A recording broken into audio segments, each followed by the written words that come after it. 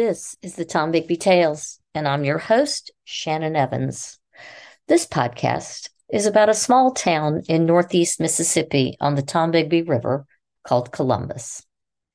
Today's podcast is about a prominent African American citizen from Columbus, Mississippi, who is interred in Sandfield Cemetery. Robert Gleed, one of the three first African American Mississippi legislators from Lowndes County, was born a slave in 1835 near Richmond, Virginia.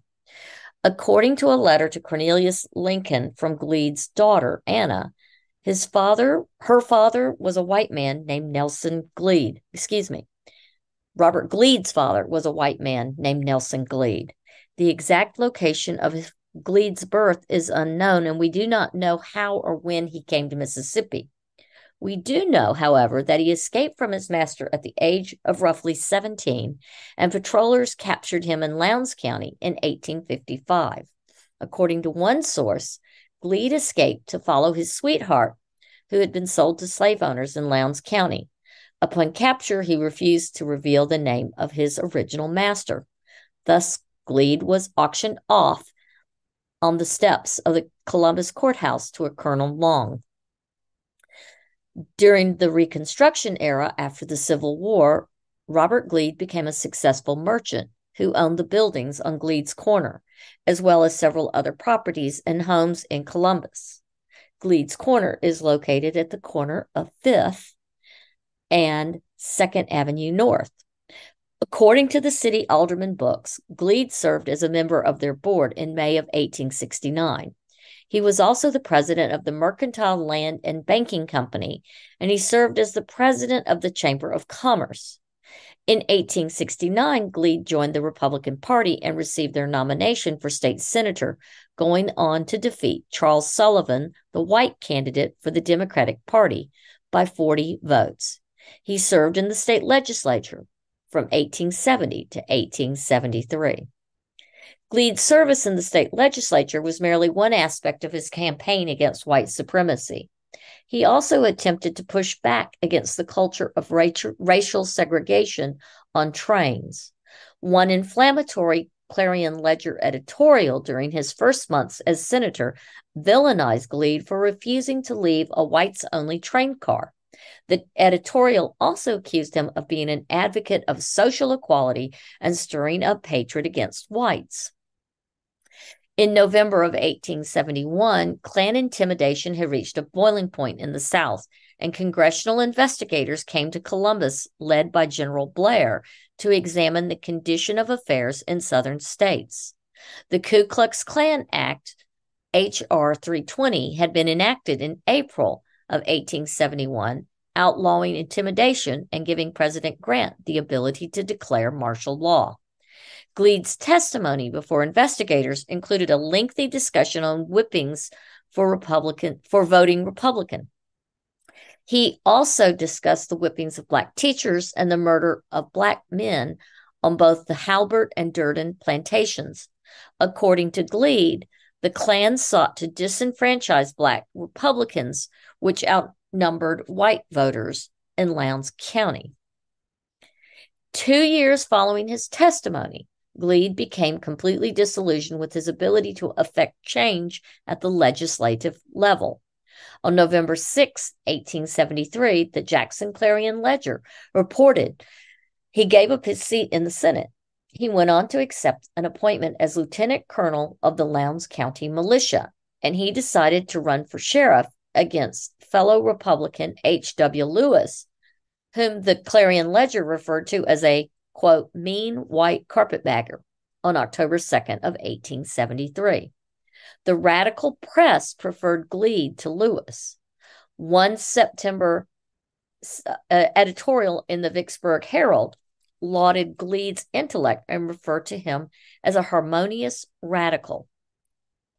In December of 1874, Lowndes County Democrats were concerned about the upcoming election and formed the White Liners to intimidate black voters.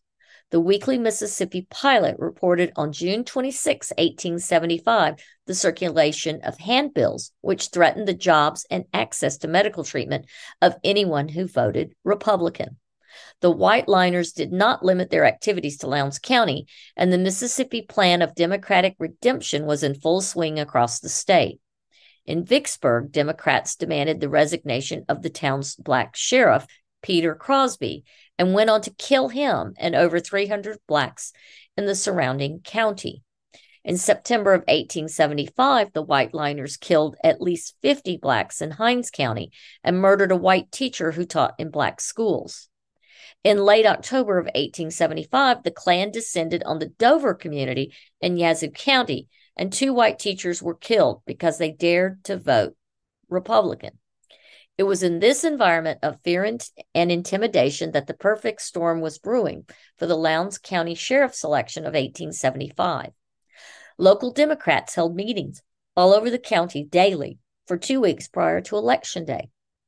Each meeting was attended by 25 to 50 young men from Columbus who would drag along a 24-pound cannon that they would fire. The cannon allegedly came from their grandfathers who fought in the Civil War. The Columbus Brass Band would be in attendance. Speeches were held most nights on the courthouse steps, inciting voters to take action and protect their interests. The night before the election, the Republicans planned to hold a torchlight parade, and Gleed knew that such a political spectacle might attract violence.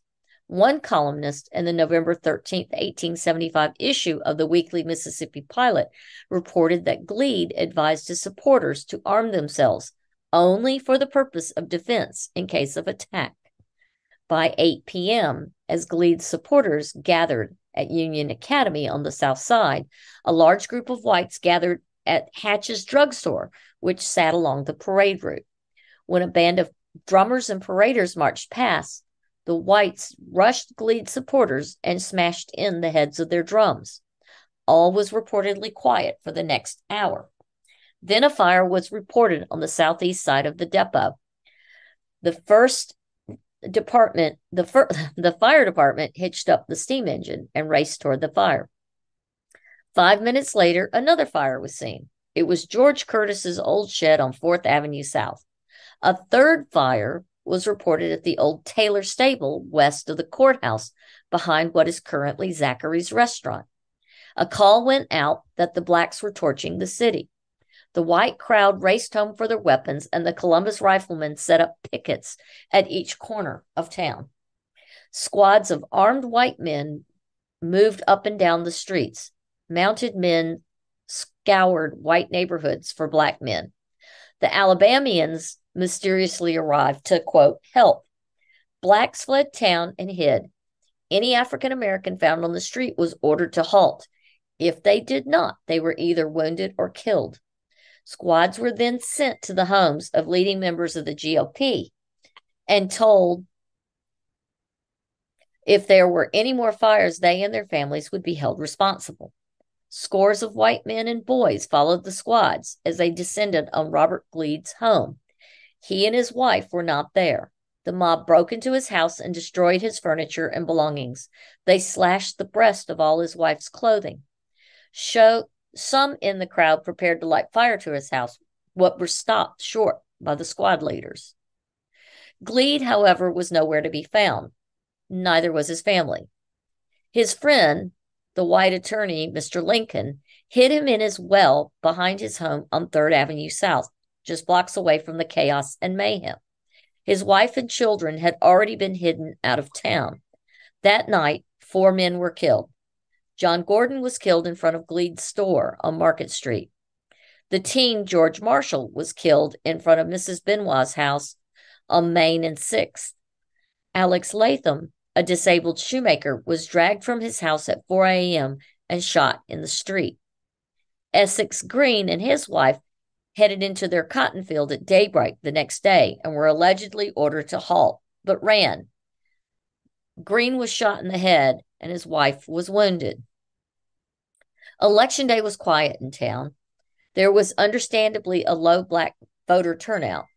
Those who did venture to the polls were warned by whiteliners to vote a straight Democratic ticket. The final vote was tallied, and a Democratic candidate, Hargrove, won by a landslide. Robert Gleed, by that time, was on his way to Paris, Texas, with his wife and children, running to escape most probable lynching in his adopted hometown of Columbus. Abandoning his properties, his businesses, he fled with the clothes on his back to start over. He left behind his general store, 295 acres of farmland, 3 city lots, and his home. By March of 1879, Gleed reappeared in Columbus. He was appointed Deputy Internal Revenue Collector by the Hayes administration. The Clarion Ledger printed a scathing article describing him as a fugitive who has dared to, quote, creep back home. The editor states, the idea of Gleed entering a gentleman's business and charging him for defrauding the government is aberrant. In April of 1883, the State Ledger reported that Gleed wanted to establish a lecture system to benefit, quote, colored people. Governor Lowry donated $5 to show his support. He spoke before the state legislature later in August, promoting the idea of teaching African Americans in Mississippi how to be industrious, and again, Gleed was supported by Lowry. Gleed then lectured on the topic at King Solomon Baptist Church later that same week in Vicksburg. Days later, he presented lectures in Columbus to the Black community at Union Academy, teaching economic methods. 2 days later, he repeated his lecture at the Lowndes County Courthouse by invitation. In April of 1885, the Earnest Workers Association appointed Gleed to lecture on improving the industrial habits of African Americans in Mississippi. The Vicksburg Herald reported that he was well respected for his lectures across the state. We, as the Board of Immigration and Agriculture of the state, take pleasure in recommending him to the citizens, both white and colored, believing from information before us that he is doing valuable work in impressing upon his people the necessity of a moral and industrious life. This from a letter signed by Governor Robert Lowry and E.G. Wall, the Commissioner of Agriculture. Gleed then disappears from local history after 1885. He did return to Texas, where he was known on the state's African American lecture circuit. Robert died July 24th, 1916, in Paris, Texas. He is buried in Sandfield Cemetery in Columbus, Mississippi, in a fenced-off family plot next to his wife and close to his schoolteacher daughter, Annie, and his son, Robert Jr. I want to thank you for coming with me on today's Tom Bigby Tales. Until next time.